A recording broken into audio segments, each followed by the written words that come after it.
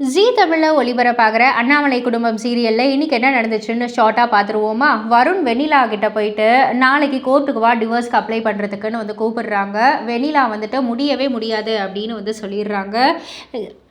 வருண் திரும்ப திரும்ப வந்து கம்பல் பண்ணுறாங்க. ப்ளீஸ் வெண்ணிலா இந்த மாதிரி பண்ணாத அப்படின்ற மாதிரி சொல்கிறாங்க. உடனே வெண்ணிலாவும் சொல்கிறாங்க, வருண் கண்டிப்பாக நீங்கள் சொன்ன மாதிரியே 3 மாதம் கழித்து நான் போயிடுறேன், உங்களை விட்டு நான் போயிடுறேன். அதுக்காக வந்துட்டு என்னால் டிவோர்ஸ்க்கெலாம் வந்து சம்மதிக்கவே முடியாது அப்படின்ற மாதிரி வந்து சொல்கிறாங்க. உடனே திரும்பவும் வருண் சொல்கிறாங்க, லாயர் எல்லா ஏற்பாடையும் பண்ணிட்டாங்க, நம்ம போயிட்டு சைன் பண்ணால் போதும், கோர்ட்டில் எல்லாமே வந்து ரெடியாக இருக்கும், நீ தயவு செஞ்சு இப்போ வந்துடு, நீ வரலனா வந்துட்டு நான் போட்ட பிளான் எல்லாமே ஸ்பாயில் ஆகிடும், என்னோட பிஸ்னஸ் விஷயமா நான் போட்ட பிளான் எல்லாமே ஸ்பாயில் ஆகிடும் அப்படின்ற மாதிரி வருண் சொல்கிறாங்க.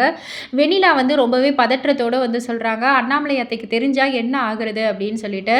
வருண் அதற்கும் பதில் சொல்கிறாங்க, நீ எதை நினச்சும் கவலைப்படாத, பயப்படாத, உனக்கு எந்த பிரச்சனையும் வராது, அதை எப்படி ஹேண்டில் பண்ணணும்னு எனக்கு தெரியும், பொறுமையாக நான் வந்து எப்படி நான் வந்து சொல்லணுமோ அந்த மாதிரி நான் சொல்லிக்கிறேன் அப்படின்னு வந்து சொல்லி ரொம்பவே கம்பல் பண்ண உடனே வெண்ணிலாவும் சரி நான் வரேன், கோர்ட்டுக்கு வரேன் அப்படின்னு வந்து ஒத்துக்கிட்டாங்க. உடனே வருண் வந்து சந்தோஷமாகறாங்க.